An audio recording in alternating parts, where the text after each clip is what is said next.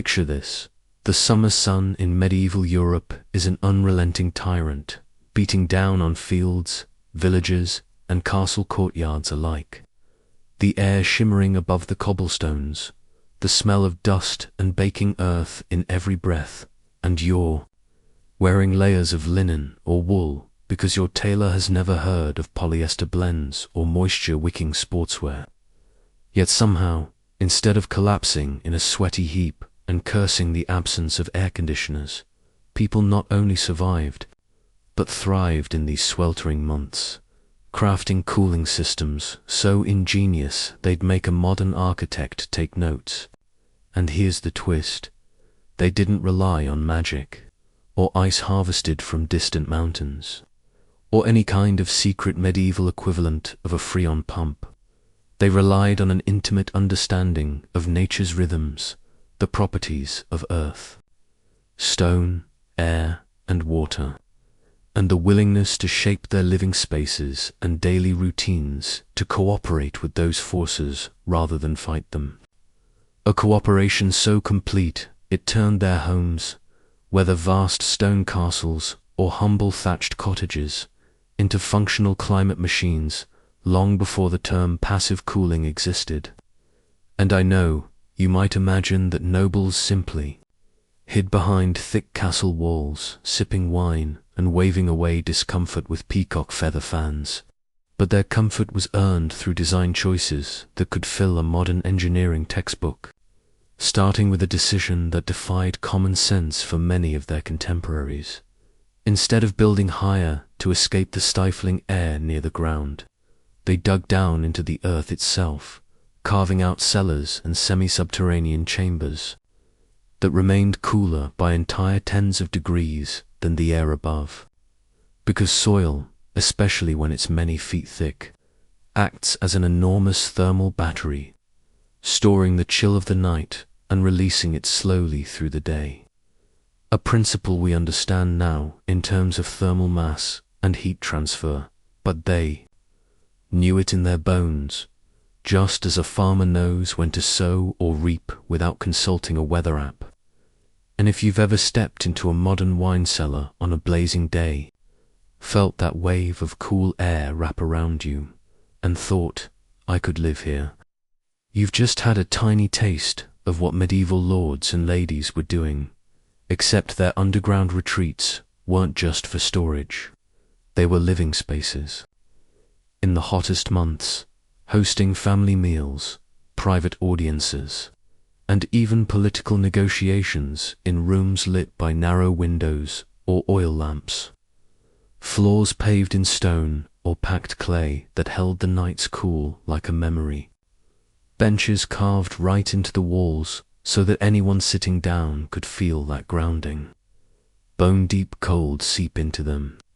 The kind of cooling that doesn't just make the air tolerable, but makes your very blood feel as though it has dropped a degree. And above these chambers, the castles themselves were built not as static monuments to wealth, but as responsive structures that guided hot air away and invited cooler breezes in. Vaulted ceilings didn't just impress visiting dignitaries with their height and echo. They served the practical function of creating a heat reservoir high above where people actually lived, a penthouse suite for warm air so it wouldn't mingle with the cooler, denser air below, and those narrow high-set windows that looked like they were designed only for archers to shoot through, were also carefully positioned for cross-ventilation, angled to capture prevailing winds on one side of a room and push stale hot air out the other, like lungs exhaling the day's heat, while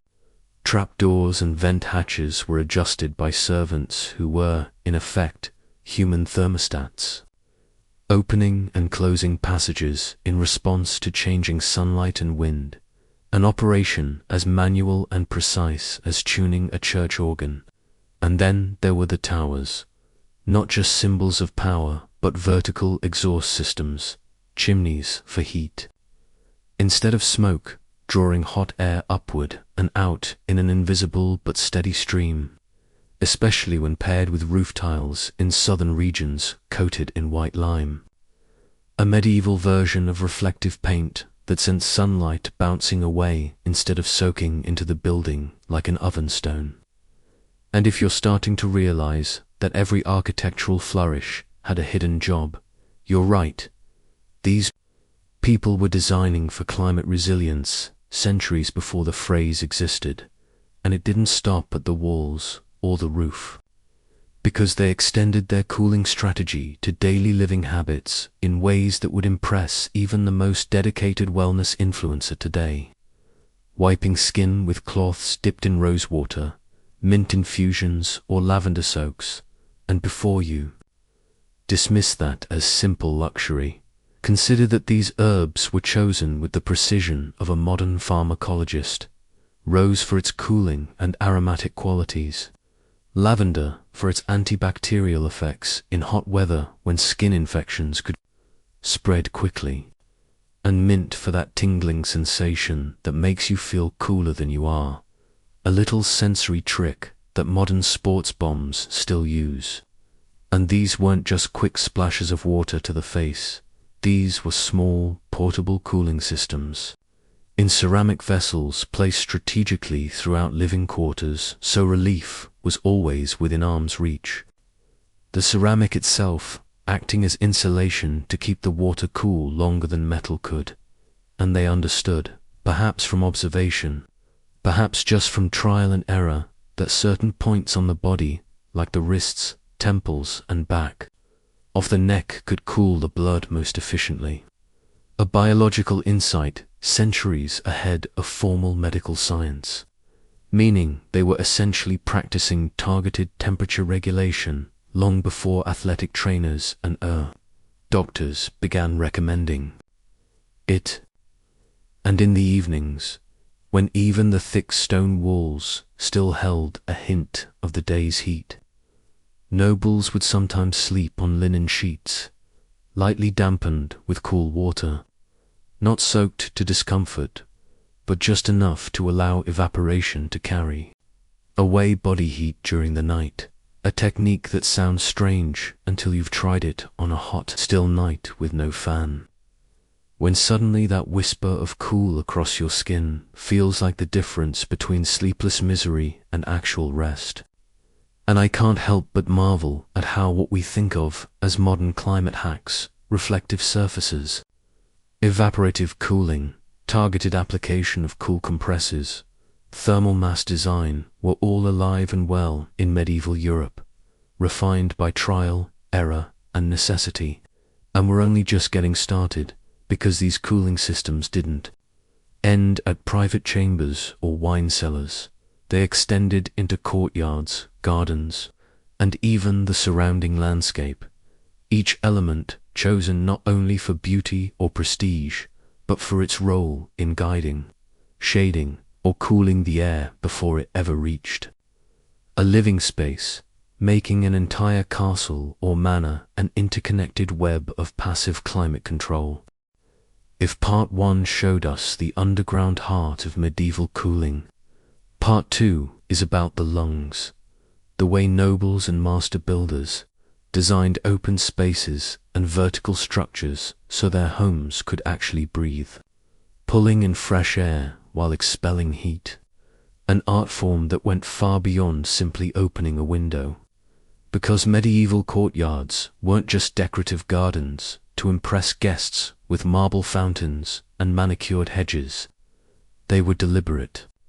microclimate generators, their proportions calculated so that shaded, plant-cooled air would naturally sink into surrounding rooms while hotter, lighter air drifted upward and away. A phenomenon modern architects might call stack effect, but back then was simply learned by observation, refined by masons and landscape designers who understood that nature could be coaxed but not bullied. And the results were spaces that felt alive. You could walk from a sun-baked corridor into a shaded courtyard and actually feel the air shift against your skin, as if invisible servants had fanned cool breezes toward you all afternoon. And this was no accident, because every plant, every path, Every water feature was positioned to guide air along a specific journey, over shaded tiles that stayed cool, underfoot, past leafy canopies where evaporation from foliage chilled the breeze,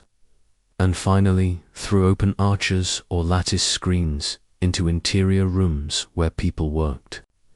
ate, and rested, the effect magnified by the sound of trickling water, which not only masked the noise of the household but gave a psychological sense of coolness that is still recognized in environmental design today. And when the air outside was still or sluggish, some regions took it up a notch with wind towers, tall stone or brick structures that acted like giant scoops, capturing breezes high above the rooftops and channeling them down through vertical shafts into interior spaces, often over water pools or wet cloth to enhance evaporative cooling, while stale hot air was pushed out through separate vents or upper windows, the whole system operating without a single moving part, powered entirely by differences in air pressure and temperature. And if that sounds like advanced physics in action, that's because it is. Yet it was happening in estates centuries before thermodynamics was formally studied, and in even warmer climates or southern estates. Underground tunnels would be built to draw cool air from shaded hillsides, deep wells, or natural caves into the home, these passageways lined with stone not just for durability but to preserve the cool air during its journey. And here's something often overlooked. These weren't just physical solutions. They were cultural and social ones, because the very design of these cooling features dictated where people gathered, how they moved through space, and even how time was experienced, with families shifting their main activities to the coolest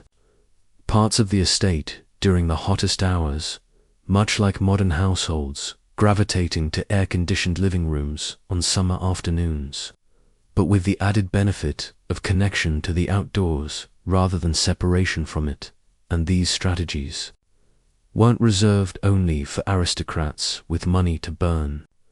because peasants, though lacking the resources for marble courtyards or wind towers, used the same principles in scaled-down ways, proving that knowledge and ingenuity could bridge the gap that wealth sometimes could not. They positioned their homes in natural shade where possible, often near trees, hills, or streams that moderated temperature, and they thought about airflow from the start,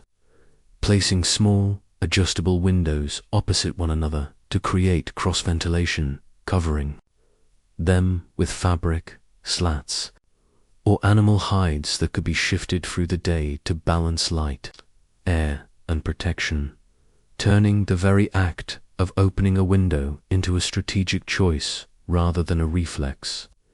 And instead of towering stone walls, they used their roofs as climate shields thatched thick with straw or reeds that trapped air like a natural insulator, blocking heat in summer just as effectively as they blocked cold in winter. A kind of medieval double-duty efficiency modern homeowners would envy. And while nobles boasted high ceilings to trap heat above living spaces, peasants embraced low ceilings in their smaller homes, keeping the cool air within arm's reach and preventing hot air from accumulating overhead. A choice that made sense not only in terms of temperature but also in heating efficiency come winter, and yes, even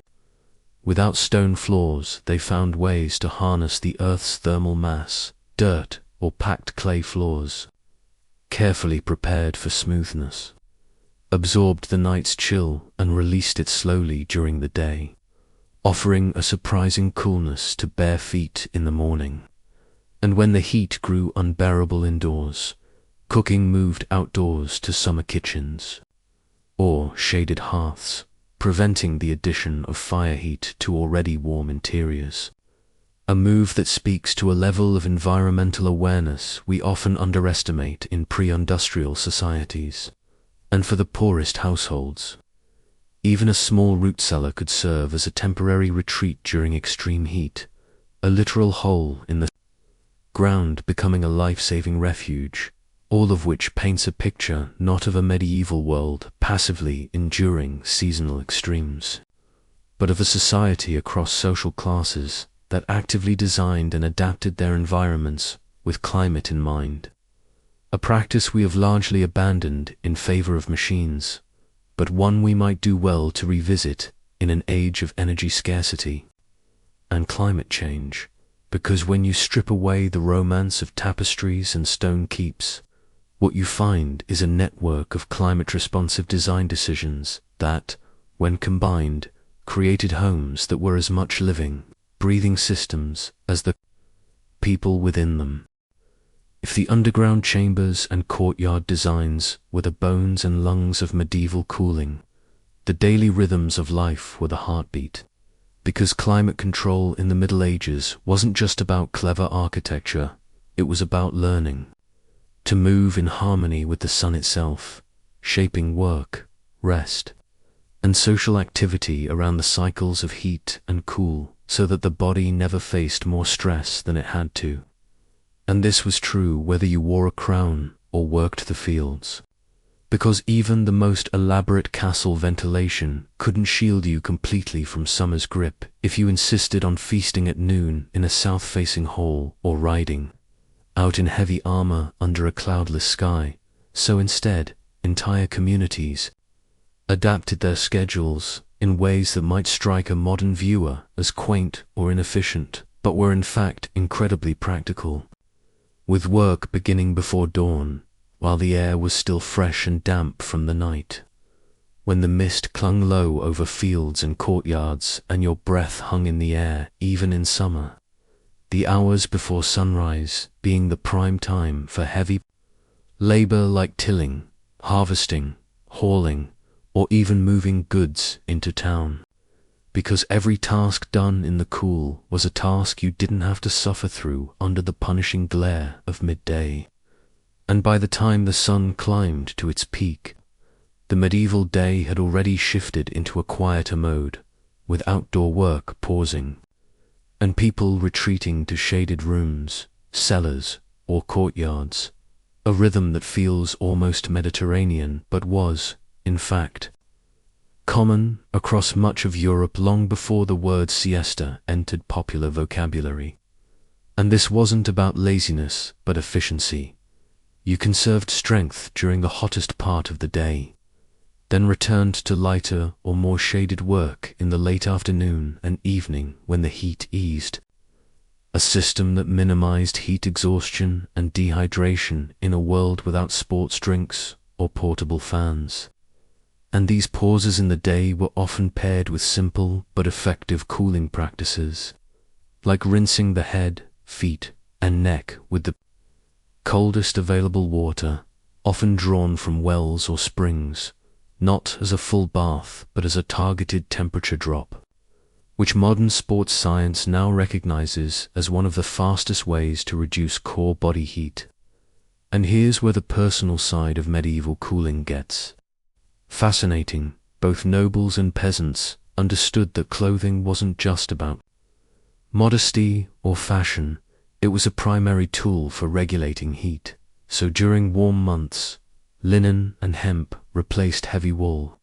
their looser weaves allowing air to move across the skin and wick away sweat, and the garments themselves were often intentionally oversized, creating pockets of air between fabric and flesh that acted like miniature shade zones, because tight-fitting clothes trap heat while loose ones let it flow. And while modern marketing likes to claim that breathable fabrics are a 20th century innovation, the weavers of medieval Europe had already mastered the art of making cloth that could keep you cool without sacrificing durability. The colors chosen with the same mindfulness, light tones in summer to reflect sunlight rather than absorb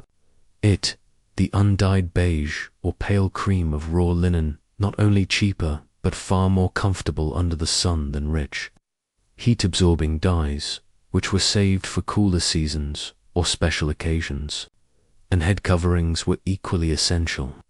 with wide-brimmed straw hats or lightweight scarves shading the face, neck, and shoulders, while still allowing ventilation. A detail you'll notice in countless medieval illustrations if you look closely. The kind of visual clue that reveals just how integrated cooling was into everyday life, and nobles, for all their finery, weren't above adopting similar logic in their private summer wear, trading brocade and velvet for lighter tunics or thin linen shifts when behind closed doors, pairing them with portable cooling accessories like small towels soaked in scented cold water, tucked at the belt for quick relief, the medieval equivalent of carrying a chilled water bottle or pocket fan. And then there were the fans themselves. Not the electric kind, of course, but hand fans, made of feathers or light wood, which, while not capable of lowering air temperature, could enhance evaporative cooling on dampened skin and create a psychological sensation of freshness, something we still experience today when even a faint breeze makes a hot day more bearable. And while nobles had the luxury of trained servants to manage vents, draw curtains, and prepare cooling cloths, peasants were no strangers to environmental control.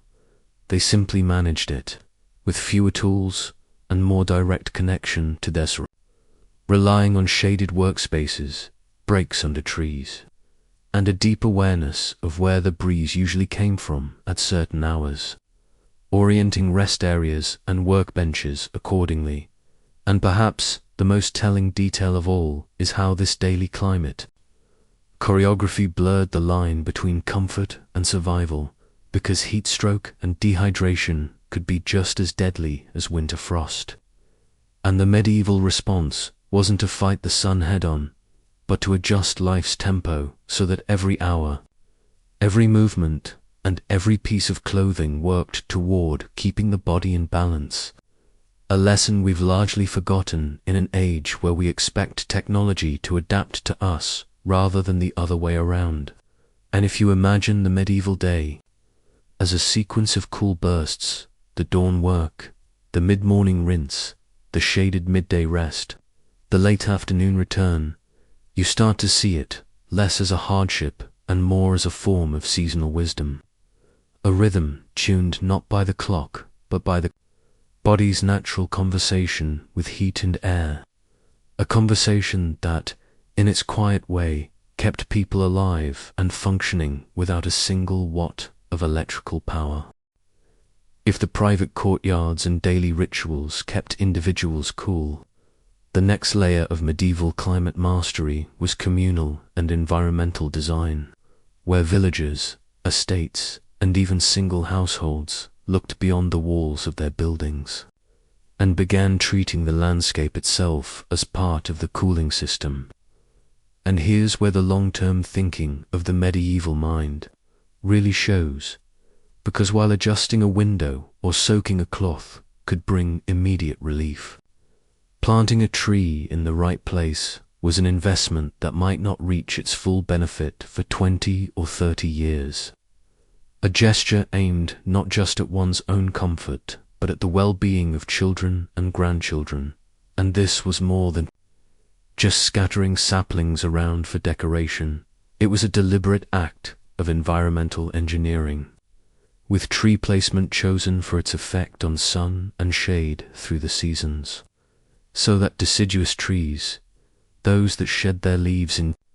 winter, were planted on the south and west sides of buildings, blocking the high summer sun but allowing its low winter rays to warm walls once the branches were bare,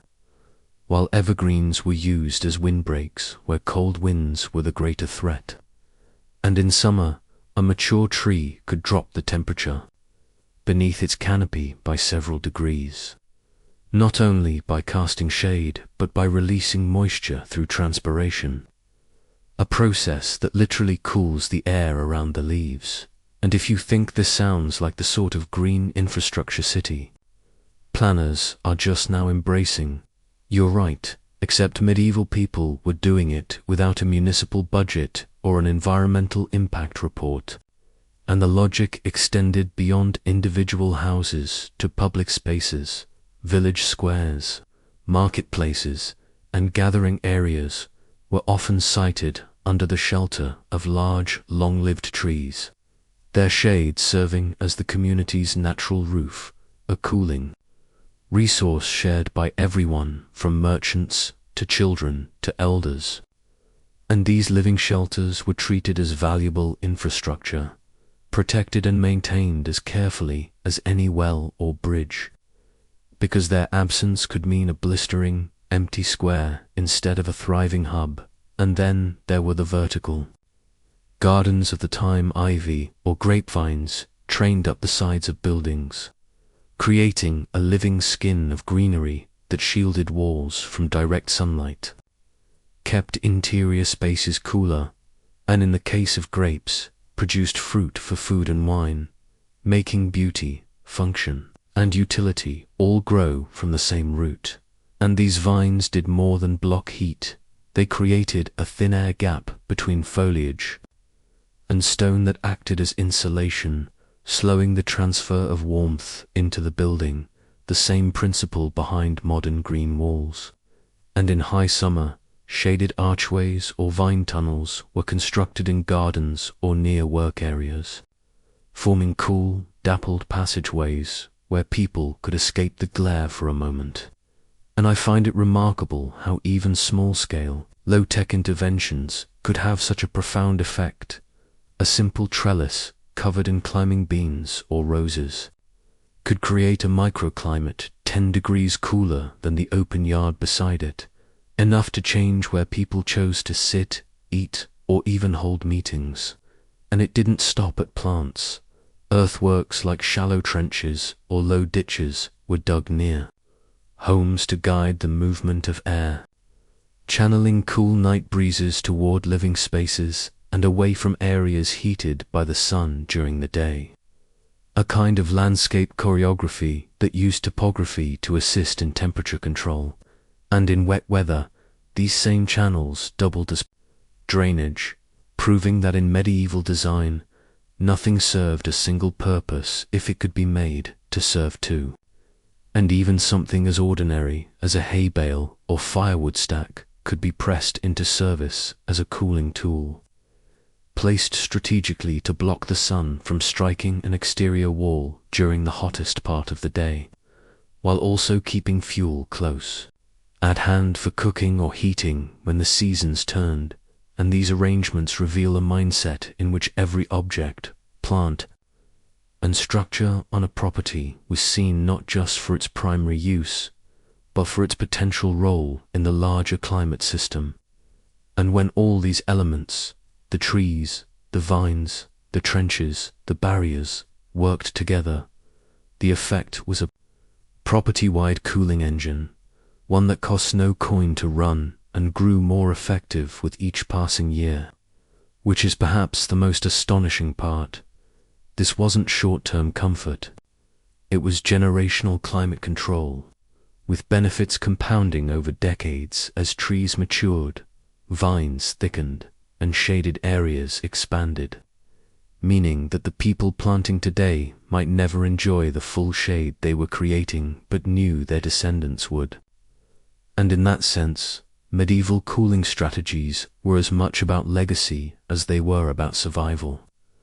A vision that puts many of our modern, sustainable projects to shame. Because here, sustainability wasn't a buzzword, it was a lived practice, embedded in how people built, planted, and maintained their surroundings. And if you step back and imagine an entire village seen from above, shaded squares, tree-lined lanes, vine-draped cottages, gardens designed for airflow, ditches steering cool air at night, you realize that this wasn't just passive adaptation, it was active, intentional shaping of the environment so that the land itself became the first and most reliable line of defense against heat. When you trace the thread from the stone cellars beneath noble keeps to the shaded vine tunnels of village commons, from the deliberate placement of courtyards to the linen shifts hanging loose on sunburnt shoulders, What emerges is not a collection of quaint old tricks, but a coherent philosophy of living with heat, one that modern society, for all its technology, could stand to relearn, because what the medieval world understood, and what we have largely forgotten, is that comfort in summer isn't just about making the inside cold. It's about shaping your life, your home, and your surroundings so that they work with the rhythms of sun, wind, earth, and water, rather than against them. And this meant building structures that breathed with you, letting hot air rise and escape while cooler air slipped in from shaded courtyards or distant wells, clothing your body in fabrics and cuts that moved air as much as they covered skin, setting your day to the pace of the sun so you never worked when the heat was at its worst, planting trees where they would shade your children's homes long after you were gone, and arranging every object in your environment, from a jug of cool water to a stack of firewood, so that it played a role in tempering the heat. And yes, our modern world gives us air conditioners, evaporative coolers, climate-controlled vehicles, and smart thermostats, but it also gives us black roofs that drink in the sun, glass towers that trap heat like greenhouses, and sprawling suburbs, with barely a tree in sight, making our dependence on machines not just a convenience but a necessity, one that costs energy, strains grids, and often worsens the very climate extremes we're trying to avoid. So perhaps there's something deeply relevant in the way a medieval lord could host a summer feast in a cellar without a single watt of electricity, or a farmer could nap in a shaded room at midday and return to work refreshed without chugging iced coffee from a drive-through. Because these weren't just responses to heat, they were expressions of resilience, strategies that worked in times of scarcity, that cost nothing to run, and that became more effective the more they were used. And it's worth asking ourselves, if they could do all this with stone, wood, water, and a deep understanding of the seasons, why do we so often choose solutions that require constant energy input and expensive technology to achieve the same effect? And what would happen if, instead of sealing ourselves off from the elements, we embraced the idea that our homes, neighborhoods, and cities could be designed as living systems, with layers of cooling built into their bones, lungs, and skin, just as castles and cottages once were? Because the truth is, climate change is already making extreme heat more common, and there's a good chance the energy-intensive cooling methods we take for granted today won't always be affordable or reliable. But the principles of medieval cooling, using thermal mass, harnessing airflow, planting for shade, timing work with the sun, wearing breathable fabrics, are timeless, adaptable, and available to anyone willing to pay attention to how nature works. And in that sense, the lesson they offer is less about nostalgia and more about strategy. That sustainable comfort comes from designing for the environment you have, not the one you wish you had, and that the smartest cooling systems aren't the ones with the most settings on a digital display. They're the ones that keep you comfortable without you even noticing they're there, like the faint breeze in a shaded courtyard, the cool bench carved into a cellar wall, or the way evening air slides through a window framed in vines. Subtle reminders that sometimes the best technology is the one you plant, build, or shape with your own hands, and then leave for the generations who will live in the comfort it creates. Asterisk. The medieval world stayed cool, not by overpowering the sun, but by partnering with it, and in a time when energy is costly and the planet is warming. That partnership may be our most valuable inheritance.